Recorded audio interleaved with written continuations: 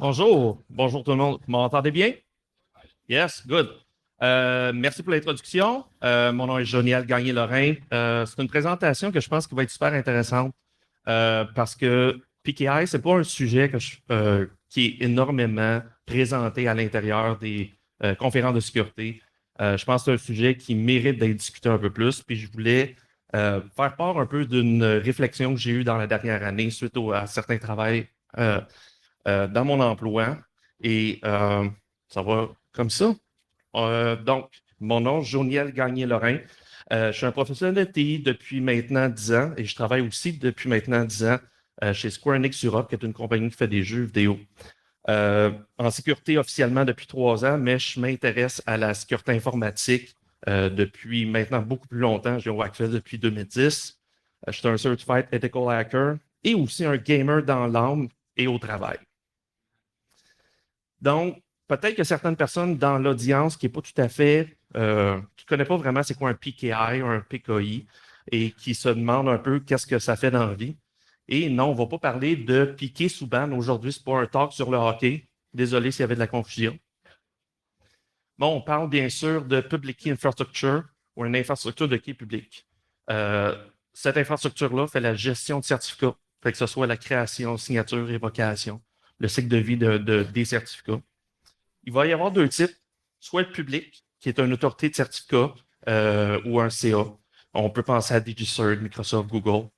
Mais aussi, il y en a dans le privé, dans les entreprises, un PKI d'entreprise, que ce soit Microsoft, HashiCorp Vault, il y en a beaucoup. Plusieurs implémentations qui peuvent être faites à l'intérieur de l'entreprise.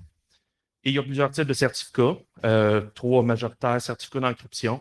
Le fameux certificat TLS qu'on retrouve dans les serveurs web pour encrypter la communication entre le serveur et le client. Certificat de signature.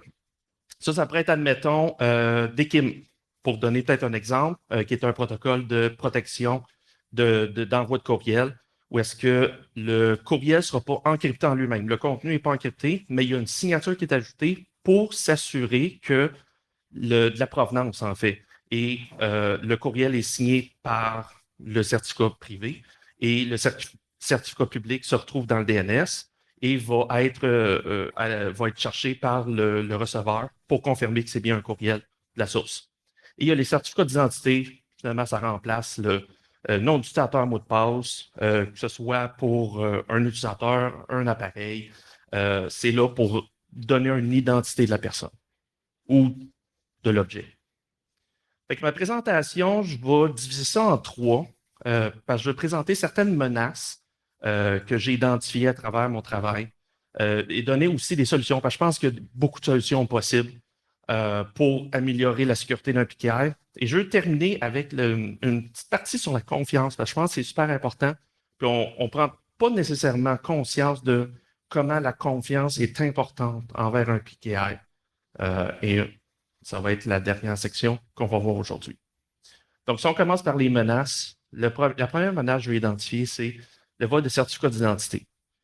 Comme un nom d'utilisateur mot de passe, s'il est volé, on peut accéder à des ressources. Bon, il y a tout le MFA au niveau du nom d'utilisateur mot de passe, mais au niveau des certificats, ça ne veut pas dire nécessairement que d'autres protections qui sont mises en place parce qu'on a des fois la tendance à penser qu'un certificat simple est assez sécuritaire. L'exemple que je vais donner, c'est, admettons, un cellulaire tout à fait moderne et fonctionnel dans dans notre écosystème d'aujourd'hui. Bien, si on lui donne un certificat, ce certificat-là peut donner accès, admettons, au VPN, au sans-fil, à, admettons, des applications qui sont publiées par Azure Application Proxy.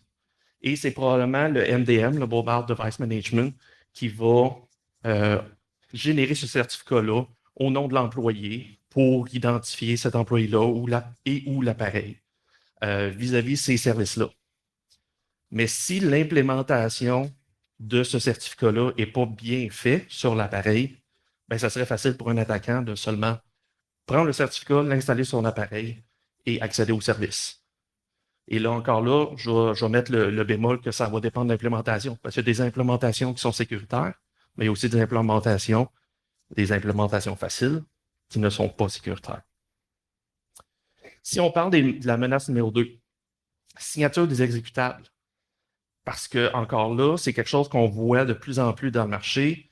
Mobile, toutes les applications sont signées, en tout cas, les applications du Apple Store, Google Play, sont signées. Dans l'écosystème PC, par exemple, il y en a un peu moins. Il va y avoir certains drivers qui vont être obligés d'être signés, et ainsi de suite. Mais ça peut être une façon de se protéger aussi, d'identifier les bonnes applications contre les mauvaises applications. Et si vous avez des développeurs internes, ben peut-être que ces développeurs-là vont dire le moment où est-ce que vous allez mettre en place, admettons, AppLocker, qui est un système pour barrer quelles applications peuvent s'exécuter sur la machine. Ou autre minute, là, barre pas mes applications, là, c'est des applications que nos employés ont besoin. Ben, je vais signer ces applications-là et comme ça, tu vas pouvoir les whitelister dans le système de AppLocker, admettons. Ben, si le certificat se retrouve sur le bureau de la personne qui n'est pas protégée, ça serait facile pour encore là un attaquant de juste venir, prendre le certificat, partir avec et signer ses propres applications. Fait que là, tu pourrais avoir un malware qui va s'exécuter sur tout le parc informatique, qui est signé par le certificat de notre développeur et compromettre le parc au complet. Fait que dans les cas d'admettons AppLocker Privilege Management, on a la problématique que ça va être bypassé au complet. Encore là, implémentation, il y a des façons de sécuriser ça un peu plus. On va voir ça un petit peu plus tard. Et la menace numéro 3, c'est la génération de certificats. Parce qu'on ne devrait pas être capable de générer ou signer un certificat facilement.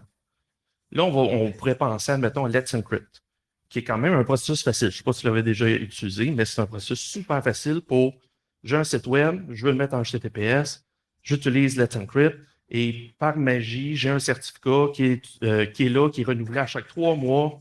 Yes! Mais il y a quand même un processus de validation qui est fait. C'est pas n'importe quoi. Je ne peux pas dire j'ai office.com et on va avoir un certificat par Let's Encrypt. Ben, c'est un peu le cas ici que je veux exprimer. Où est-ce que si un attaquant à l'intérieur de l'entreprise est capable de générer un certificat pour étoile.office.com, qui, si vous utilisez Office 365, c'est le portail pour accéder à tous vos courriels, ben, en déployant un serveur qui pourrait être utilisé comme un man in the middle, on n'a même pas besoin d'infecter les postes des utilisateurs.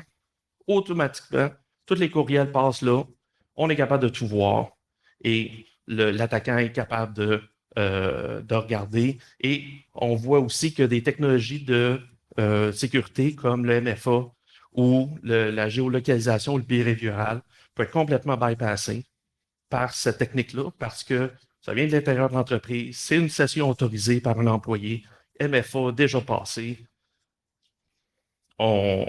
C'est super facile finalement.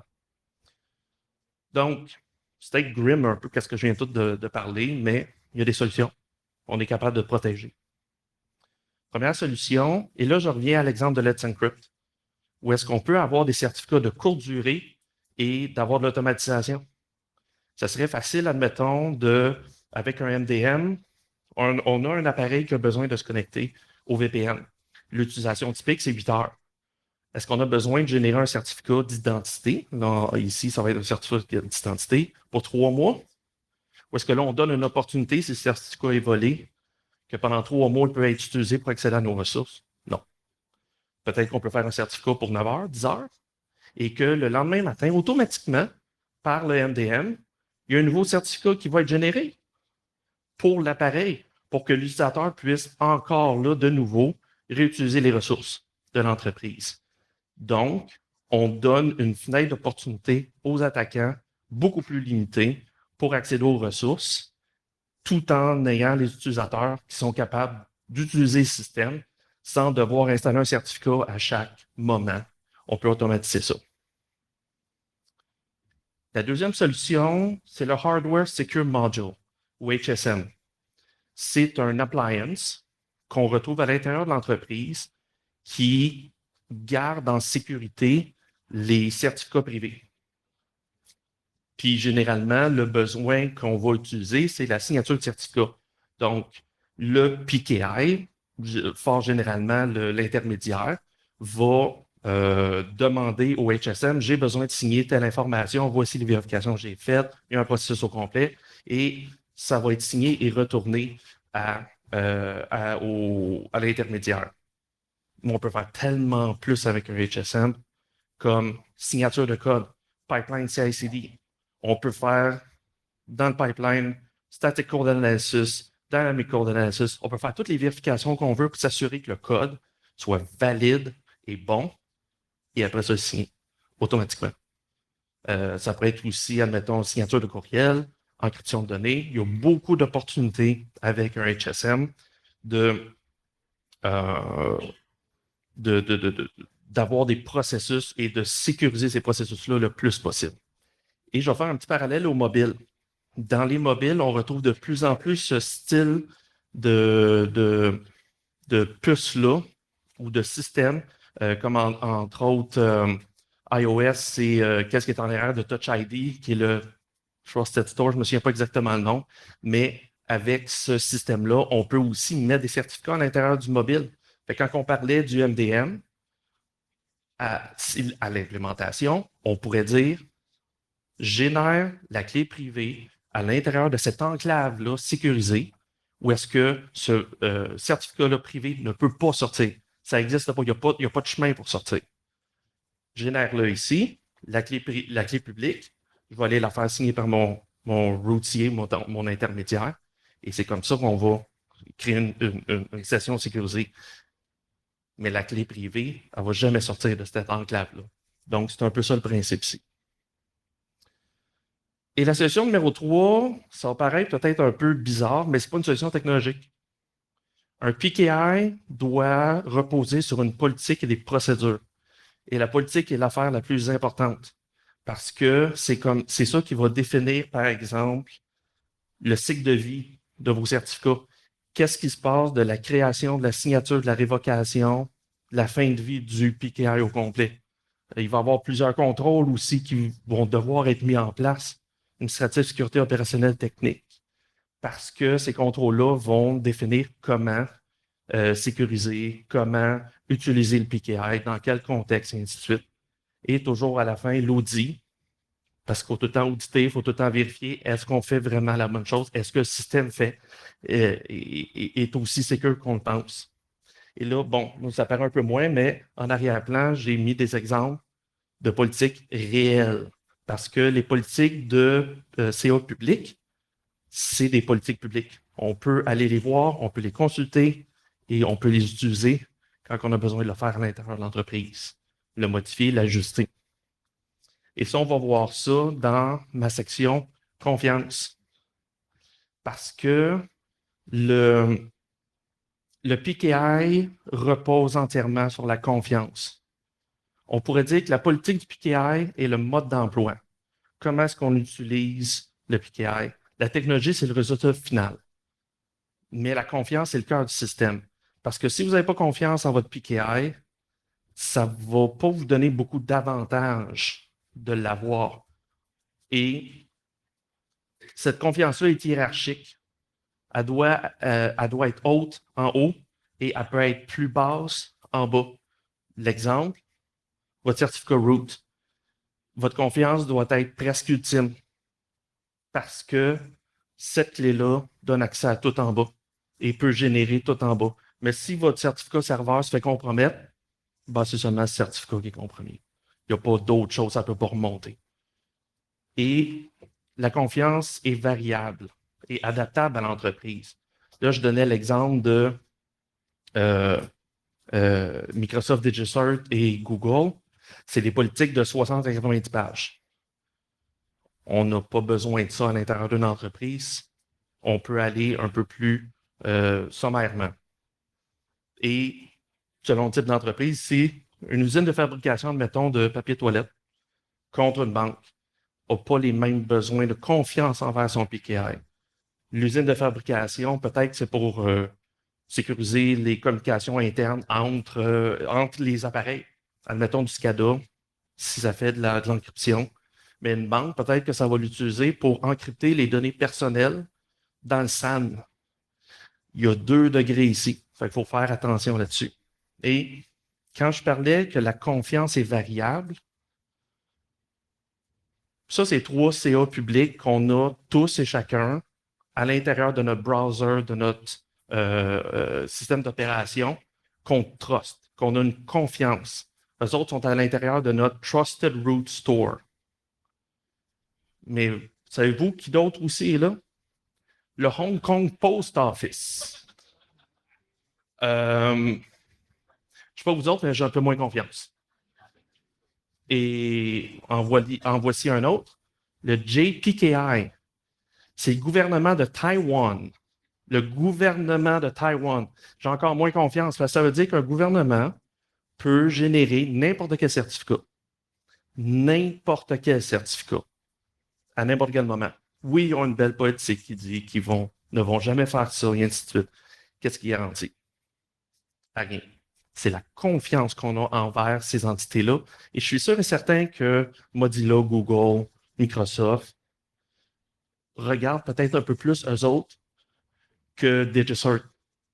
Parce que DigiCert ont une bonne historique. Eux autres, un peu moins. Donc, en conclusion, créer votre politique autour de votre PKI, c'est super important. Je voudrais passer beaucoup plus de temps dessus, mais peut-être un prochain talk. Mais votre politique, c'est là que vous allez définir votre vie au complet de votre PKI. Parce que votre PKI, là, il va peut-être durer 8 ans, 16 ans, on ne sait pas. Il y a une longue durée de vie. Donc, vous devez définir comment toute cette vie-là doit être faite parce qu'une fois que vous avez commencé, vous ne pouvez pas revenir en arrière. Votre routier, une fois qu'il est créé, qu'il est signé, si vous voulez le changer, vous voulez le changer au complet. Il n'y a pas de modification de certificat. On ne peut pas revenir en arrière. Créer des procédures bien définies, basées sur votre politique, comme ça, vos sysadmins savent exactement quoi faire, dans quelles conditions, et ainsi de suite. Il ne faut pas prendre la sécurité du PKI pour acquis. Je viens de dire que votre PKI va durer plusieurs années. Peut-être qu'à l'an 1, il est très sécuritaire, vous avez confiance, une confiance véridique. Ben, rendu à l'an 8, est-ce que la même confiance est là? Est-ce que la même sécurité est là? Pas nécessairement. Protéger les clés privées, bon, je pense que c'est assez évident ici. Auditer votre infrastructure et ses activités. Je pense que c'est la chose probablement qu'on a peut-être à l'intérieur du TI, peut-être la plus de difficultés à faire. Mais on doit le faire de plus en plus. Et le PKI est quelque chose de super important parce que la journée que vous allez voir un certificat qui va être échu pour Office.com, il y a un problème. Vous devez réagir là-dessus rapidement.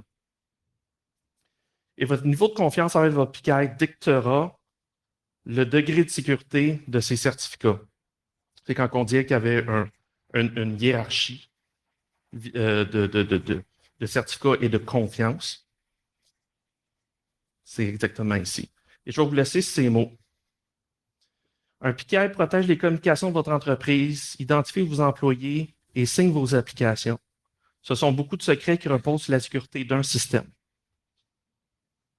Voici un parallèle pour vous aider à imaginer ce que ça veut dire. Est-ce que vous allez divulguer vos secrets personnels à une personne dont vous n'avez pas confiance? Merci.